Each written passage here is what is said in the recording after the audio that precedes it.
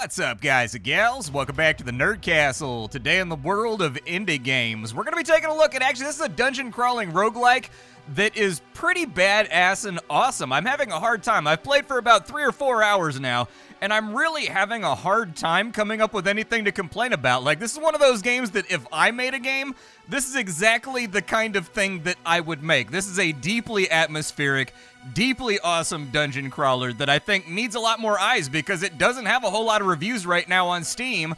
A little game called Into Evil. Now, you may recall that we've covered this in the past. I'm very, very happy to report that the game is out now. You can go buy it right this second, and I think the game is simply exceptional. So today we're going to be playing for about 30 minutes. We're going to see if it's something you wanted to add to your wish list or if it's one of those games that you wanted to pass on. If you're a fan of things like Exanima or you're a fan of things like Teleglitch, this will definitely, or maybe even a little bit of like Elden Ring inside of there, this is one of those games that you're definitely going to want to take a look at.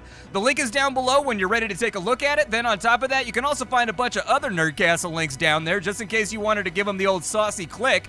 But let's go ahead and descend down into the dungeon and see if we can get murdered in all kinds of terrible ways. At the beginning of the game, you've got to pick between what adventurer you want to take down into the dungeon. I think there's 4 adventurers right now. I have the adventurer and I have the veteran unlocked. The adventurer, he basically starts out with nothing. He starts out with like a dagger, but he has a torch, which is a light source, which light manipulation is very, very important in this game. Getting something like an amulet of light that makes it so that you have a light source at all times without using up one of your hands. You'll see why that's important later on once we get further on into the game, but even something simple like an amulet of light is like a big upgrade. He starts out with a torch in his left hand, which you can use to light things on fire, and that you can also use to give yourself line of sight, and then he also starts out with health potions, which the veteran I don't think starts out with. The veteran over here, he starts out with armor, sword, shield, and an amulet of light, and so he's equipped a little bit better, much less likely to take damage.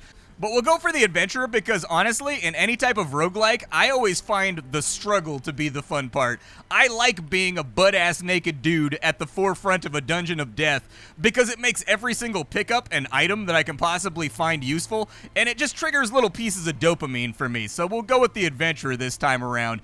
This is our hub. All kinds of stuff happens here as you get further and further on into the game. If you want to, you can go through and loot it and get yourself like some basic armor and some basic consumables. You can talk to people that you've rescued from the dungeon and kind of learn their backstories and things of that nature if you wanted to. I'm stoked right now just to do some dungeon diving, so let's dive straight on into it. We'll see what we get. This game is fully procedurally generated. However, I've never felt that the proceduralism deducted from how immersive the dungeon is, and I actually think that's a fairly important feat for a title. Proceduralism oftentimes feels like proceduralism. It's disappointing in its own little ways, even though it supplies you with endless content. Oh, we've already got a bad guy over here. Oh, he's trying to talk to me? Oh, he's not trying to talk to me. He was just shouting hey before he tried to beat me to death. That's our first enemy down. The combat in this game is very weighty, and it's also actually kind of cerebral for how simple it is. You have a number of different activities you can do on a basic character. Your left click is going to make it so that you do just a normal combo attack right there, but there is weight, and there's not really like a way to get out of it, so if you dedicate to a swing, you've got to mean it in this game, and you've got to know that it's going to connect. Otherwise, you're going to get parried or blocked and then punished, a la something like Exanima. With your right click, you're going to be able to do a secondary attack with your main hand weapon, which is always on the right. For me, it's a parry. Then from there on control, you can attack with your offhand if you want to. And then with shift, your offhand typically has some kind of secondary thing that it does as well. So as an example, shift is going to make it so that you block with a shield if it's in your left hand. But if you hit control, you're going to do a charging shield slam that knocks the enemy back and takes them out and creates an opening for you. There's directions over here. Heed thee well, this path shall lead thee below. Okay, so we need to go up and to the left. What does this switch do? Sound like it opens something like off to our right, but it's kind of hard to say. The dungeon in this game is basically a blood magic torture dungeon that's being used to research all kinds of awful, terrible things. Here you can see our first mass grave. We've only been inside the game for 5 minutes, and there's mass graves everywhere. But the good news is we found a duelist vest inside the mass grave, which is going to give us a bonus to the iframes that are provided to our dodge, which is on our space bar right there. You can see our stamina inside the green. This is going to become important later on. There we go. I'll put that on. Your armor does show on your character, depending on what you're equipped with, and then the numbers that you saw underneath it, that's going to be our resistances. So I think this gave us 0.5 slashing resistance and 0.5 blunt resistance, which does matter. You're going to have to get used to it. In this game, the defensive value... Oh, this guy's tough, dude. I don't want to fight this guy. Yeah, this guy's a problem. This guy... There we go. I'm going to parry him. See if I can do anything to this guy, but... Oof, he got me right there. Yeah, he's got like a tower shield. It's going to be really difficult to get around and deal damage to him. He did drop health right there, though, which is exceedingly nice.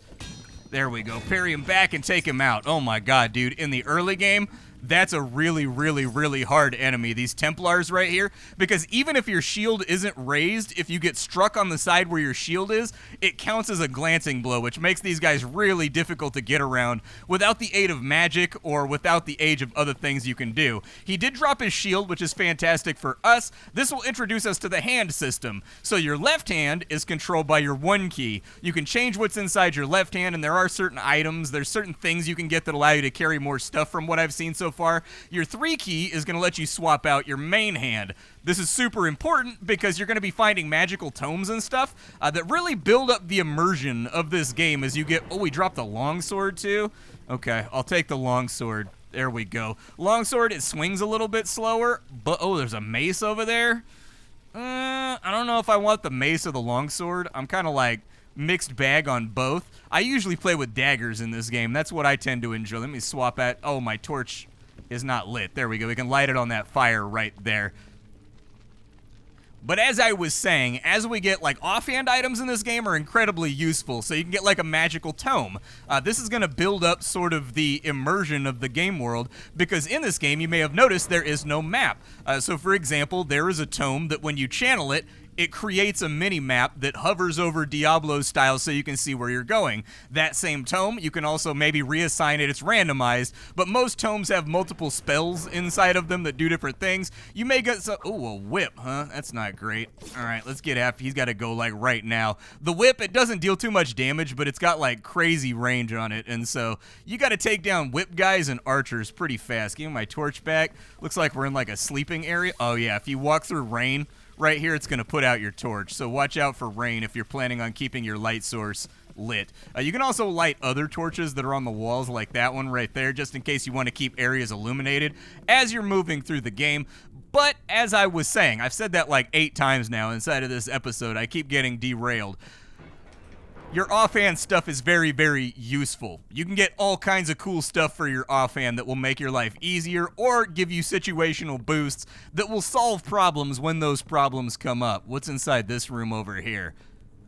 I don't think that I ever finished my conversation about armor. I don't think I finished talking about armor. So how does armor work? Oh, we might be able to sneak up on these dudes. Hold on, let's go stealth mode. We are illuminated right now, but we get a damage bonus. Yeah, we knocked him into the fire and killed him. Hell yeah. All right, dodge back. Is he going to walk across the fire?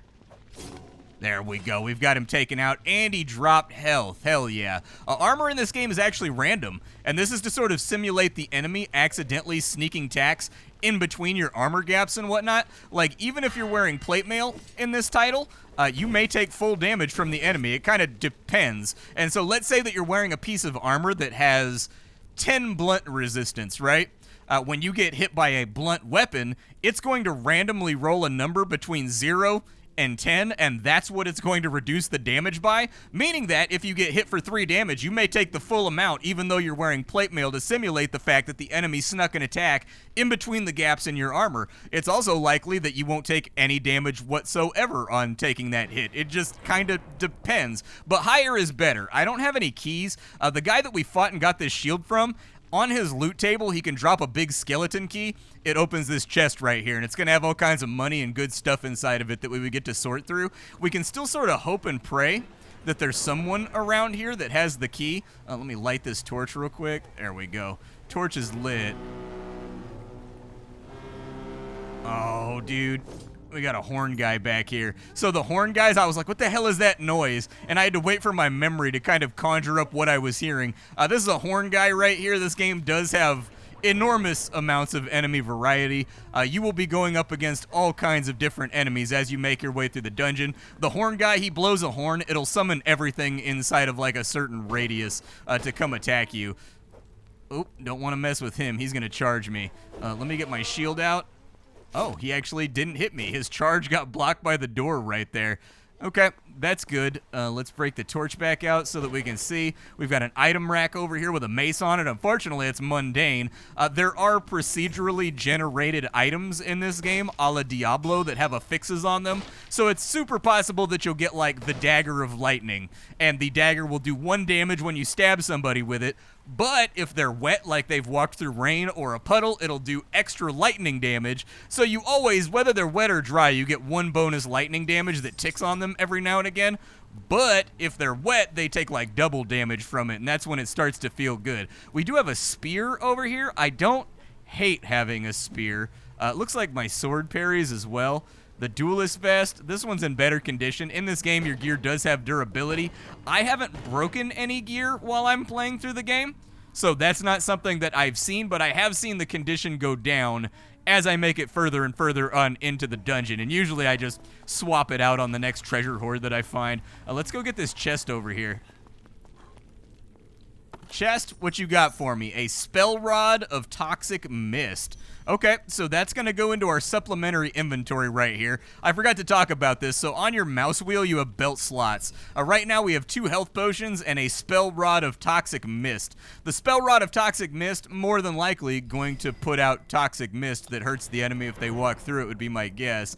And we've got some kind of storeroom over here with a lot of arrows and things inside of it. Let me break some of the crates and see what we can find. There's also a hole in the wall that we can reach into. It had a bunch of money hidden inside of it, so I'll take that. Ever since the game released into 1.0, I'm still getting tutorial pop-ups and whatnot every now and again that, like, I've got to, like, get rid of. We have a halberd over here. We'll lose our dodge. We'll lose the iframe increase that we're getting from our Duelist Vest right now, but we will get extra slashing resistance, so I will take the halberd. We've also got foot pads, feet pads, which are rogue boots that will allow us to sneak a little bit better with our tab key if we wanted to sneak around and be kind of like a rogue and stab guys in the back. This game has no class system, so don't worry about that. Now that I'm talking about warriors and rogues and all that kind of stuff, I know that people are going to be like, so is there like a class to it? Not really. When you start out at the beginning of the game, your equipment is basically your class, and that continues through the rest of the game. So if you're playing a warrior and you find a whole bunch of goodies, by all means, like goodies for a mage, play as a mage for the rest of your run if you want to. A brittle chain shirt. I forget what the little star is for resistance. I think it's piercing resistance. I don't know if I want the piercing resistance over the blunt resistance. We've been going up against a lot of enemies that have like flaming crowbars and stuff like that, so I don't know. There was a dagger over here though, so it looks like I've never seen this sacrificial dagger. It unleashes a slower stab that deals triple damage for its secondary attack. Replenish a cooldown when this weapon slays a foe. Interesting. Okay, and it goes in my offhand? Ah, so I'd have to give up my shield or my torch. Until we have some kind of magical device that gives us light, I'm not going to stress too much. Oh, this guy over here, he's got to go. He does have a torch, so we needed to watch out for that in case he smacked us and lit us on fire. That guy's trying to whip me through the fence right now. The good news is you can fight through this gate over here if you want to. But he's parrying me every single time. Does he have a shield? Yeah, he does, so he's parrying me every single time. I'm going to have to parry him back. Okay, we losing some health right now. The good news is we're inside of like a Vitae room where we can actually grab health from those little lanterns right there. I think I'm going to have to open the gate and fight him, but shield enemies in this game are always a little bit of a headache. So open that up, and we'll get our shield up. There we go. Block that. Get in on him, and he's now down. This right here is actually condensed Vitae, so when you make it down a floor, you can use this to get like roguelite bonuses if you want to. They will allow you to increase your resistances and make yourself stronger. So the flame burns brighter and thy vitality increases. So that gave us an extra HP heart right there, which is nice. A brittle S-stock. Yeah, I do like the S-stock. It allows me to stab. I like stabbing weapons in this game because they just enhance your reach so much so that you can hit the enemy but they can't hit you, which I feel like is a time-honored tradition from all forms of martial weapons. Let's go ahead and break out our torch, although I may need to swap it. So I'll swap it for that one right there because this torch is about to break. I took off my boots. I actually should probably start sneaking a little bit more too. I don't know exactly where we're going. I think we came back over here to get the chest, and then I realized that I walked past a fully stocked storehouse on my way over, and so I don't remember if there was dead ends around here or what happened. There it is. I think this is where we were going. So a door is opened. There are secrets and things that you can find inside this game. Keep an eye out along the walls. You'll occasionally see like a stone that's sticking out or something like that. If you see that stone sticking out, if you push it, strong chance you just found a magic sigil that will maybe make a door disintegrate or a wall disintegrate or something happen. And that's where you find like the badass treasure that has all kinds of magical modifiers and stuff on it. Open the pus dripping door. I'm not like feeling ready for a boss just yet, but we'll give it a go. Ah, more celebrants. Fret not, all lambs are welcome here, for though our gods may not be just, they do not deny us our pleasures. Okay, let's fight this guy. I'm gonna get back in here. I was gonna kind of look and see what he does just to figure out what his attacks look like first. He's over here. I'm gonna see if I can thrust in. Nope, he smacked me pretty good. He's fighting in the dark right now, which is making this complicated. Ow, magic blast to the face, and now I'm slowed. Okay, let's wait for the slow to go away. He also put down a vortex on the ground that we're having to deal with. Visibility is gonna be a concern during this fight, but the debuff is gone and off of us. So let's wait to see if he does something here. What's he trying to do? Okay. Get a stab off right there. Easy damage. Where did he go? He's over there on that side. Yeah, get a couple of hits off on him. We got another vortex. I'm just going to wait it out. I think he was getting his health back while he was over there. Okay, teleported. But he got blocked by the wall when he teleported. So that's good. He's healing right now, so we need to, like, get on his ass. There's also healing right there for us. The game is pretty generous with healing, so I wouldn't worry about it too much. Let's see if I can do something to him right there. He's healing again. Let's get him. Big damage opportunity right there. Stay out of the way of his cleave, though, and up we go. No damage taken. Wasn't sure if I was going to take damage right there. He's trying to heal again. Oh. I'm not going to focus on his minions too heavily because his minions go away after we kill him. I'm going to go around this way. Attempting to heal again. Kill off one of his minions right there because they are crowding me a little bit. Sorry for the darkness of the footage right here. I'll try to touch this up in post so that it's more visible than it currently is. He dropped more health right there, which is good for us. However, I do need to... I can't see where the dam right now. Oh, my God. Okay.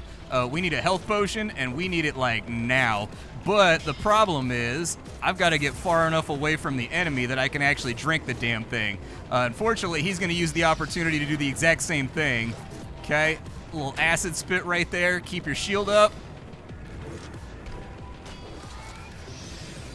Okay. A few more of them down. He's back up here.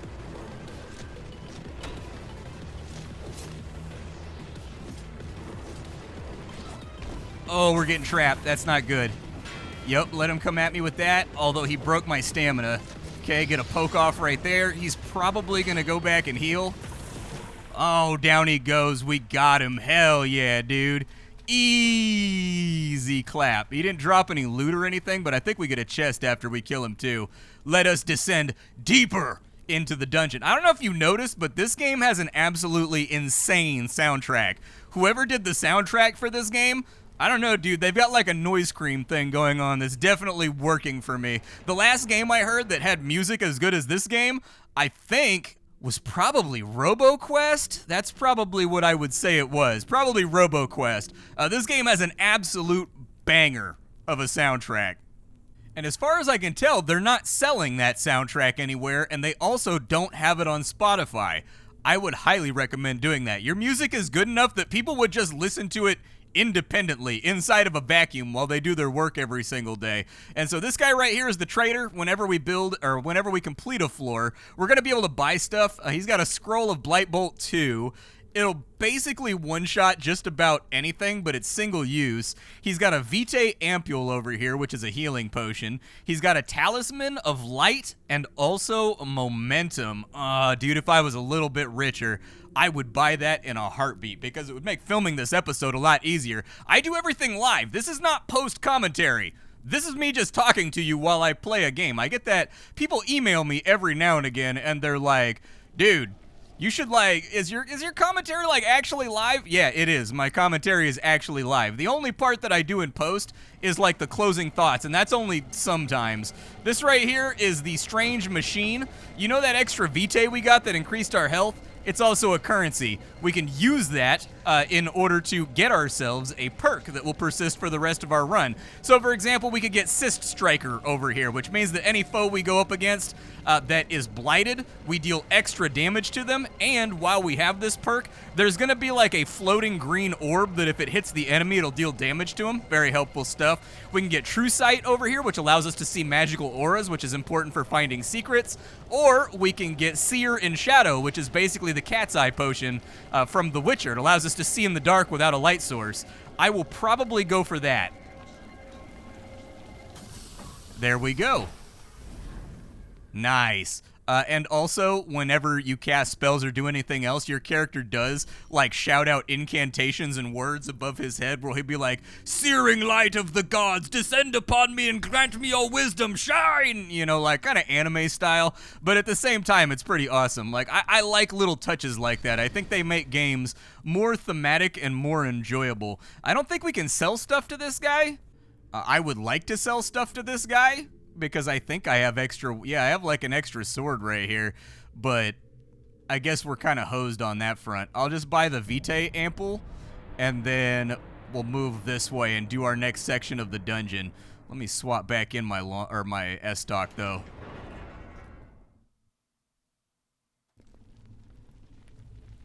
My S-Stock's about to break, apparently, though. He just called that out above his head. Okay, let's keep cruising. Dark vision would have been super helpful on that last boss. There are books and things that you'll find all over the place that kind of fill in the game's universe, so there is world building and lore inside of here if you end up getting into the game. I didn't know if that thing was going to wake up and try to hurt me. There's piles of bones and things everywhere, and all of the color has been saturated out of the world. Makes me feel nervous. I don't think I have a key for that right now, so we're going to have to find a key if we want to get after that treasure. Oh, look at that, a blood lake. Okay. Oh, it's my cat vision that's making the game washed out. So apparently it's night vision. Is that guy alive? I was going to say, dude, it kind of looked like he was alive. But color comes back to the world if the game has a certain baseline level of actual light source inside of it. So that's kind of cool. Where was this guy at? Which way is he facing? He's facing that way. There we go. Got him in the dark. Cat's Eye, very, very useful for a rogue build. If you're planning on doing a lot of backstabbing and you're planning... Oop, that's good. I walked into a spike wall, but my shield was in the way of it, so I parried it. That's nice, or my torch was in the way, so I parried it. I don't even know what I'm looking at here, but it can't be good. Let me get my shield out. So there's a spear guy. Let's take him down real quick. I don't know what those are. Do they break? They do break, but my S-Stock's about to break, so unfortunately I'm going to have to go back over to my longsword. We got to find a new weapon soon. We've got all kinds of nastiness over here. Heed thee well, the path shall follow. Okay. I'm not going to break any more stuff. What is that? A Vitae. Oh, nice. Cool. I'll take that. Replenishes cooldowns. Is that guy alive? Kind of hard to say, but I smacked him a little bit. Oh, another big dog over here. Ugh, I tried to parry him, but I still haven't got the parry window down. My muscle memory is not what it should be at the moment. He's now down. We took a little bit of a scuffing right there, though, which kind of sucks. I'm just going to try to ace him straight off the bat. We'll just get him with like a big alpha strike right there. That needs a key. Is that thing alive? Okay, I was just making sure. It seemed like one of those things that maybe when I walk past it, it's going to try to hurt me. Little bit of money right there. I do like the coin sounds that this game uses. Got him with a backstab, so he's now down. What's the book say? Obey then these commandments. The thralls are but fuel for our battle, kindling to rouse thy flames to bright blazing glory. These guys, I might be able to stealth one of them. Yeah, I didn't get the stealth right there, but we did jump him before his little homie over here figured out what was going on. So down he goes. They're not really dropping any loot. We're going to have to swap out something pretty soon because all of our gear is getting a little bit worn. This is actually the first time I've experienced scarcity inside this game. What's in this big gnarly room? I have no idea what that is. Oh my god, he's like sucking me in. Okay. Oh no, I'm slowed. All right. Oh, you can't dash while you're slowed. Okay. So I'm going to have to block him. Oof. It's like some kind of doo-doo ghost, dude. All right, let me get one of my Vitaes out. We'll heal up real quick. I think I was blocking for that one, but, like, maybe not. Okay, knock him back. Let's just keep our shield up this entire time. Get an attack off when and where we can. The good news is he dropped a little bit. Oh, that's a quaff. I thought it was a body armor. It is not a body armor. It's actually a helmet for my character.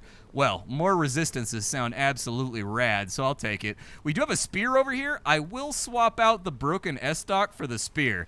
That sounds good. We can still parry with the spear, but the parry is different with the spear. So you can get pebbles, by the way. If you throw pebbles at people and it hits them, they get stunned for a second, which means that just a dull, mundane rock that you find on a ground can actually be sort of useful in this game for creating openings on enemies that you otherwise can't seem to find an opening on. Maybe back this way, I think?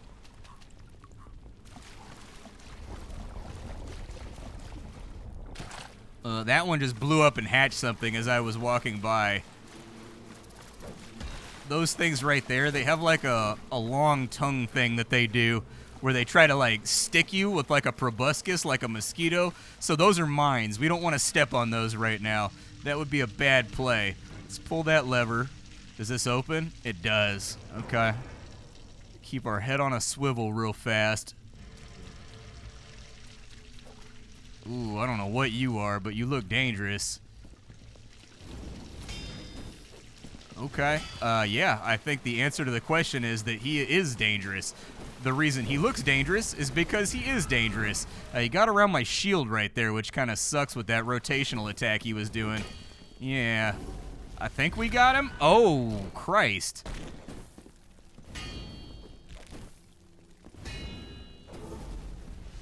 He did drop Vitae, so he's like a fire demon? All right, I got to rotate my shield because he does a cross swing. Oh, he dropped the key. Very nice. He does a swing that's like a roundabout swing that was going around my shield and hit me from the right. So I kind of had to rotate and turn Mech Warrior style every time he swung at me to make sure he was hitting the shield. But I like that, dude. That's the kind of thing that I like. That adds tactical depth to the combat. And even though the combat system is simple, it means that you've got to, like, actually play to your environment. That's good. We did get a key, and there was a chest back here somewhere that I would like to open. So I'm going to go suss it out and try to remember where that chest was, because we could definitely use... There it is right there. Never mind. A scroll of astral projection. Invoking this magic creates a spectral avatar that you remotely control that can see in the dark. A scroll of ice shatter mine. Okay, there's also a scroll of clarity inside of here. Your cooldowns will replenish more quickly, but yeah, with some of these spells, you have to maintain them, so they're like channeled spells. I don't know if you've ever played... God, I mean, there's loads of open world RPGs. For whatever reason, I'm having a massive brain fart right now, and I can't think of one.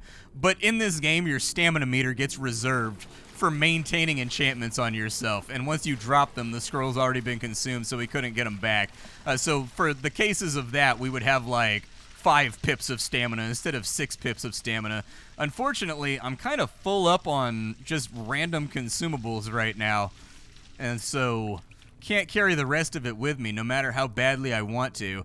My worry was that, you see that little detail when he did that fire AoE and it blew the skulls all over the place?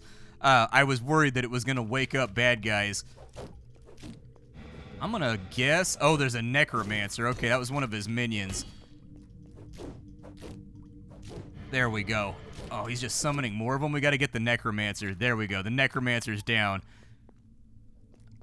That doesn't open. Where else are we trying to go right now? There's another Necromancer over here. Okay. So there's another Necromancer on this side. Oh, there's a big dog right there, too. That guy right there, super dangerous. I got killed by that guy on my last run, actually. Okay. He's down. Oh, big guy got pulled. We're going to have to get to the Necromancer. Maybe the Spell Rod of Toxic Mist will be helpful right here.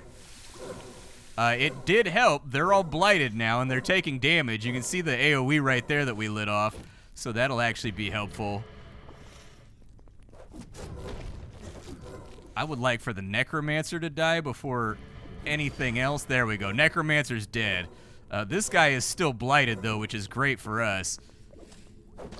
Oof. Big smack'ems right there. Yeah, this big guy's faster than he looks. Okay, let's go back through the blight field so that he keeps taking damage. And maybe put a scroll of Ice Shatter Mine right there in case he walks across it.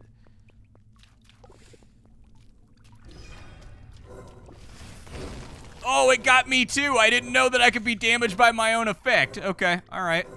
He's slowed right now, so now would probably be a good time to pour off some damage on him.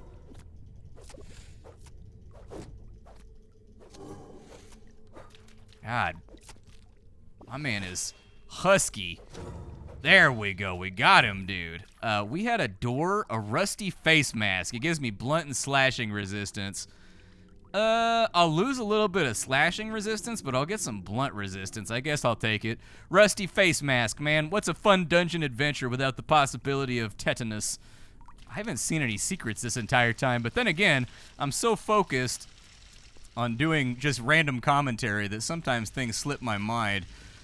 What did the key go to? The key went to something. Was it this? I don't know. We're in here now. Put that away. There's enemies in here. We're going to go into sneaky mode and just scout him for a second. He'll probably see me. Oh, Christ. Was there a booby trap right there? Must have been. He's going to see me because we're coming up from in front of him. But we should be able to put him down pretty quickly. I'm not going to break that lantern just yet. Door must be open from elsewhere, probably right here. There we go. Oh, my spell rod's back. Nice, dude. A spell rod of Inoculate. Being blighted no longer drains your health. Was there anything else in there? Scroll of Bolster. Increases your vitality. I could go for that. Yeah, that sounds good.